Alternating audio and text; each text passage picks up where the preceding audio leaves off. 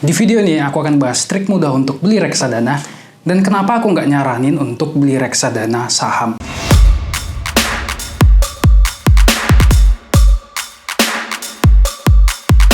Investbro.id. Do you even invest, bro? Setiap orang nanya ke aku, apa sih investasi terbaik untuk investor perdana atau investor yang nggak mau ribet, tapi pengen dapat untung yang lumayan. Aku selalu nyaranin untuk beli reksadana. Tapi reksadana bukan hanya untuk investor pemula saja. Bahkan investor-investor veteran masih banyak yang punya reksadana di portofolionya. Karena itu aku yakin reksadana masih punya peran dalam portofolio kebanyakan orang. Oke, mari kita bahas secara singkat apa itu reksadana. Simpelnya reksadana itu adalah menitipkan duit ke manajer investasi. Manajer investasi ini adalah sebuah institusi yang berisi orang-orang profesional yang kerjanya adalah memanage dana. Jadi contohnya duit ribuan orang atau bahkan puluhan ribu orang dikumpulkan oleh manajer investasi itu, kemudian dimasukkan ke aset-aset seperti deposito, surat utang, saham, atau aset-aset lainnya yang sesuai dengan jenis reksadananya. Karena udah otomatis didiversifikasi sama manajer investasi, kita nggak perlu lagi untuk diversifikasi manual. Karena si manajer investasi tadi sudah otomatis membagi asetnya, jadi otomatis sudah terdiversifikasi. Nah, umumnya ada 4 jenis reksadana yang bisa kita beli di pasaran, yaitu reksadana pasar uang, reksadana pendapatan tetap, reksadana campuran, dan reksadana saham. Nah, memilih masukin ke jenis reksadana mana, itu nggak boleh asal-asalan. Harus sesuai dengan apa tujuan membeli reksadananya, apa tingkat risiko yang kamu nyaman, dan yang paling penting adalah berapa lama memegang reksadana itu. Oke, kita bahas secara singkat masing-masing dari reksadananya. Yang pertama adalah reksadana pasar uang. Jadi kalau aku menitipkan uang ke manajer investasi yang aku beli di reksadana pasar uang, 100% asetnya akan ditempatkan ke instrumen pasar uang seperti cash, deposito, atau surat utang jangka pendek. Nah, kalau di reksadana pasar uang, surat utangnya harus yang masa expire-nya kurang dari 1 tahun. Karena isi aset-asetnya sangat aman, seperti cash deposito dan surat utang tadi, maka keuntungannya juga mengikuti risikonya yang rendah. Jadi keuntungannya kira-kira sampai 5% per tahun. Kedua, reksadana pendapatan tetap atau RDPT. Nah, ini asetnya, 80% asetnya ditempatkan di aset-aset yang memberikan pendapatan tetap, seperti obligasi atau surat utang. Tapi masa expire-nya nggak harus yang di bawah 1 tahun seperti reksadana pasar uang tadi. Risiko RDPT itu medium ya, jadi di atas reksadana pasar uang, tapi masih di bawah reksadana campuran dan reksadana saham. Keuntungannya juga medium, yaitu hingga 8% per tahun. Yang ketiga, reksadana campuran. Seperti namanya campuran, jadi isinya adalah campuran antara saham, surat utang atau obligasi, dan juga instrumen pasar uang. Komposisinya terserah, tapi maksimal dari jenis-jenis ini adalah 80% dari isi aset. Jadi bisa aja 80% saham, 20% obligasi, atau 70% obligasi, 30% saham, atau kombinasi lainnya. Nah, karena isi aset-asetnya udah mulai agresif nih, jadi pendapatannya, potensi returnnya juga udah di atas reksadana pendapatan tetap, yaitu keuntungannya bisa sampai 12% per tahun. Yang terakhir, reksadana saham, seperti namanya tentu saja, 80%-nya minimal di saham. Udah tahu sendiri dong, saham itu aset yang high risk high return. Jadi karena high risk high return, risikonya sangat tinggi juga, keuntungannya juga mengikuti, jadi bisa sampai 15% per tahun. Oke, terus pilih yang mana dari 4 jenis tadi? Gampang, yaitu pilih sesuai mau dicairin kapan. Apakah rencananya aku masukin duit kemudian akan aku tarik 6 bulan lagi, atau 2 tahun lagi, atau 5 tahun lagi, atau 10 tahun lagi bahkan. Secara general rule-nya gini, beli reksadana pasar uang kalau rencana nariknya kurang dari 1 tahun.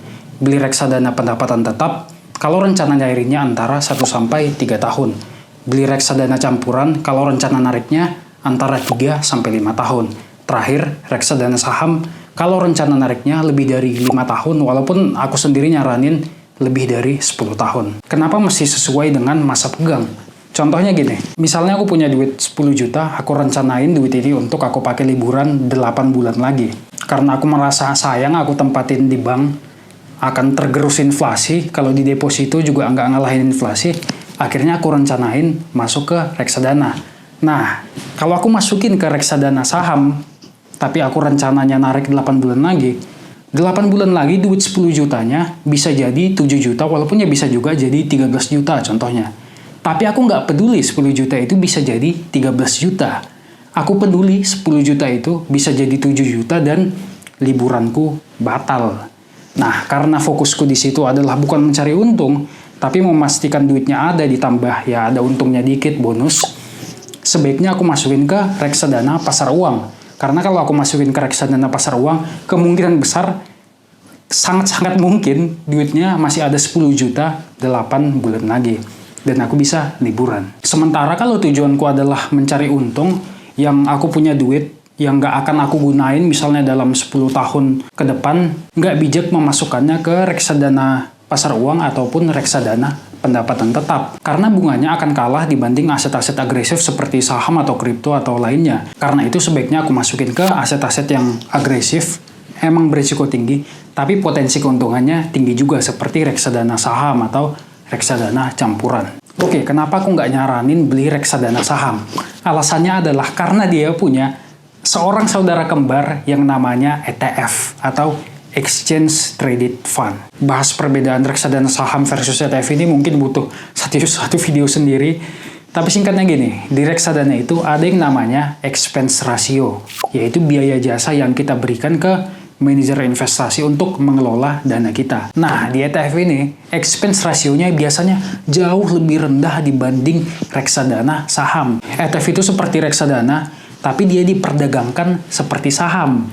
Nah, jadi dia bisa dijual beli selama jam bursa, nggak seperti reksadana yang hanya bisa dijual di akhir hari dagang. Jujur, aku kadang kesel ngelihat reksadana saham yang ada di Indonesia itu. Expense ratio-nya gila-gilaan. Biasanya ada di angka 3-4%, bahkan aku pernah lihat ada yang di angka 6%. Kelihatannya 3-4% itu kecil, tapi sebenarnya efeknya besar banget. Mari kita lihat efeknya menggunakan kalkulator bunga majemuk yang bisa diakses di website investbro.id. Jadi contohnya aku punya 50 juta yang akan aku tempatkan di ETF, dan aku bandingkan dengan kalau 50 jutanya ditempatkan di reksadana. Di ETF expense ratio-nya aku set di 1%, sementara di reksadana kita set di 3%. Let's say untungnya sama-sama 8% per tahun dan masa pegang selama 20 tahun. Di akhir masa pegang, uang di ETF menjadi 193 jutaan. Sementara di reksadana, uangnya hanya 132 jutaan. Bedanya lebih dari 60 juta. Memang, reksadana saham itu dikelola secara aktif, sementara ETF secara pasif. Artinya manajer investasi di reksadana saham bebas menentukan isi portofolionya berisi saham-saham apa aja. Jadi dia bisa menggunakan judgement-nya, oh saham ini kelihatannya bagus, akan untung aku masukin, kemudian saham ini jelek aku keluarin. Sementara ETF karena dia bersifat pasif biasanya mengikuti sebuah indeks seperti LQ45. LQ45 itu contohnya berisi 45 perusahaan dengan market cap terbesar se-Indonesia yang terpercaya. Jadi kalaupun dari 45 ini ada yang jelek, tetap dimasukin. Jadi buta investasinya, pasif. Tapi dari data historisnya, dari puluhan tahun belakangan, bisa kita lihat kalau ETF yang dikelola secara pasif, keuntungannya secara rata-rata mengalahkan reksadana saham yang dikelola secara aktif. Jadi kalau menurutku ya daripada beli reksadana saham mending beli ETF. Oke, gitu aja panduan untuk memilih reksadana. Like kalau suka dan pertimbangan untuk subscribe supaya terus dapat pembahasan asik dari InvestBro.